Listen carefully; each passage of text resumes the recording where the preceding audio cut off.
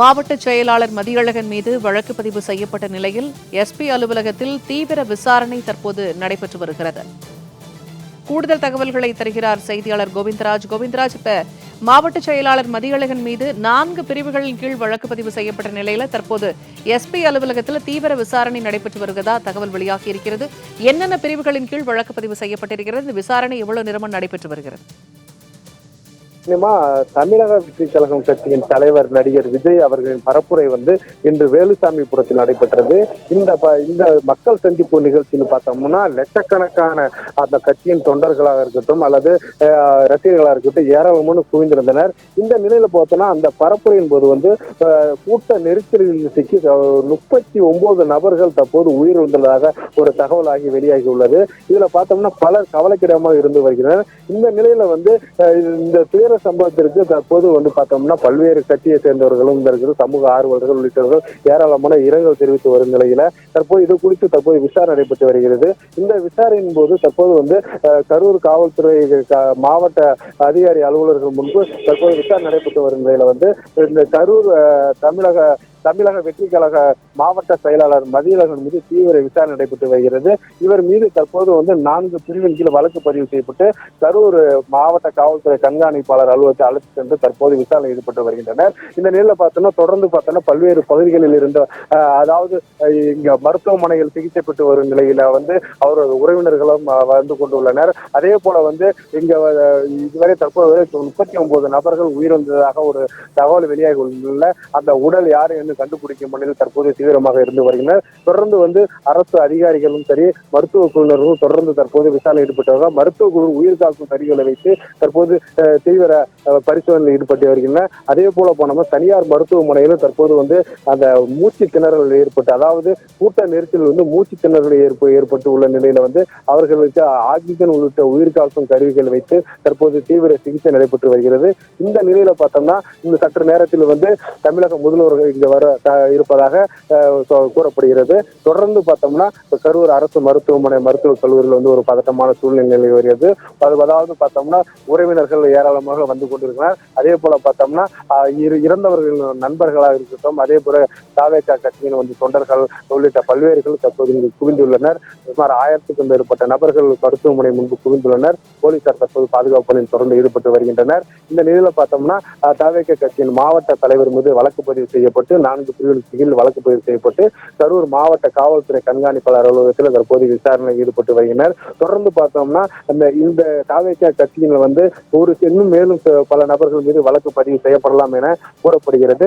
தொடர் விசாரணைக்கு பிறகு யாரேனும் இந்த விசாரணைக்கு பிறகு அங்கு நடந்த சம்பவம் குறித்து தொடர்ந்து கேட்டறிந்து வருகின்றனர். தற்போது ஒரு பதட்டமான சூழ்நிலை வந்தாலும் தொடர்ந்து தீவிர சிகிச்சை நடைபெற்று வருகிறது. சற்று நேரத்தில் தமிழக முதல்வர்கள் வருவதாக கூறப்படுகிறது. அதனை தொடர்ந்து விசாரணை சம்பந்தமாக அனைத்து அறிக்கைகளும் அவர்கள் சமர்ப்பிப்பாக என்று தெரிவிக்கின்றனர். கோவிந்தராஜ், தற்போது கொலை முயற்சி உள்ளிட்ட 4 பிரிவுகளின் கீழ் வழக்கு பதிவு செய்யப்பட்டிருக்கிறது மாவட்ட செயலாளர் மதியழகன் மீது. அவர் கைது செய்யப்படுவதற்கான வாய்ப்புகள் எந்த அளவுக்கு இருக்கு? பூர்ணிமா, கரூர் வேலுசாமிபுரத்தில் நடைபெற்ற பரப்புரையின் போது மாவட்ட செயலாளர் அதாவது மதியழகன் தான் இங்க பரப்புரை நடப்பதற்கான அனுமதி கடிதங்கள் காவல் நிலையத்தில் பெற்றதாக கூறப்படுகிறது. அந்த அனுமதி கடிதத்தை அவருடைய கடிதத்தின் மூலமாக தான் அனுமதி கேட்டிருந்த நிலையில தற்போது அவர்கள் அழைத்து தொடர்ந்து விசாரணையில் ஈடுபட்டு வருகின்றனர். கூட்டத்திற்கு வருவதற்கு எத்தனை நபர்கள் வருவார்கள் என்பது குறித்தும் அந்த கடிதத்தில் இடம்பெற்றிருப்பதாகவும் கூறப்படுகிறது.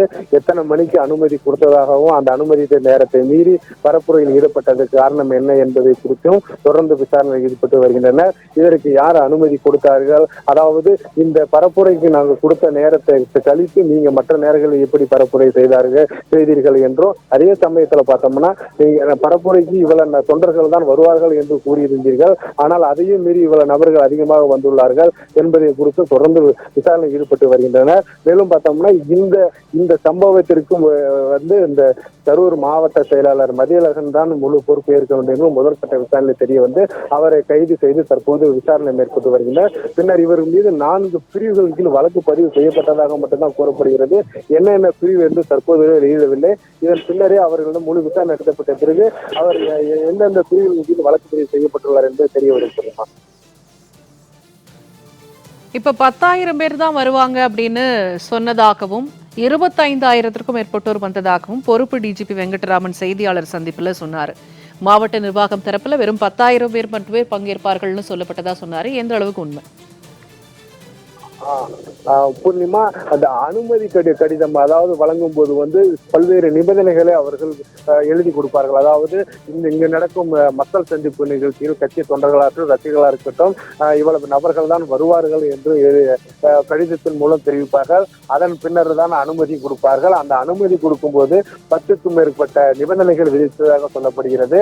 அந்த நிபந்தனை என்பது வந்து இவர்களுக்கு பிற்பகலில் வந்து இவர்களுக்கு அனுமதி அளிக்கப்பட்டிருந்த சொல்லப்பட்ட இவருடைய அந்த அனுமதி நேரத்தை மீறி எடுத்து பின்பு அனுமதி நேரம் கழிந்த பின்புதான் இவர் வந்து மக்கள் சந்திப்பு நிகழ்ச்சி வந்ததாகவும் சொல்லப்படுகிறது.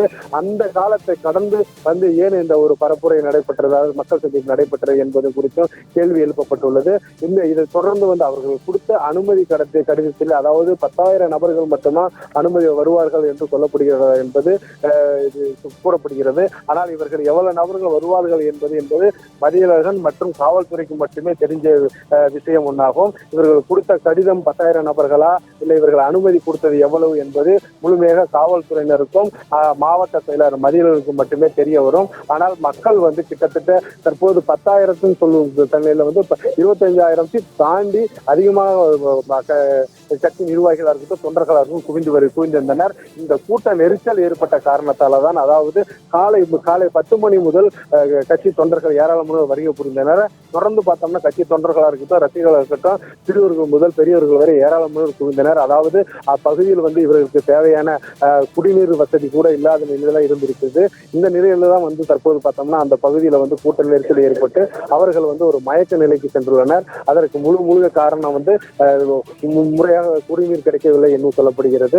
இது போன்ற சம்பவங்கள் ஒரு பேர சம்பவம் நடந்திருக்க கூடாது என்று சொல்லி வருகின்றனர். இதை தொடர்ந்து பார்த்தோம்னா இந்த சம்பவம் குறித்து கரூர் மாவட்ட காவல்துறை கண்காணிப்பாளர் அலுவலகத்தில் ஒரு குழு அமைத்து தீவிர விசாரணை நடத்தப்பட்டு வருகிறது. இந்த விசாரணைக்கு பின்னரே முழு விவரங்கள் தெரிய வரும். அதனைத் தொடர்ந்து இது ஒரு அறிக்கையாக சமர்ப்பிக்கப்படும் என்று சொல்லப்படுகிறது. பூர்ணிமா.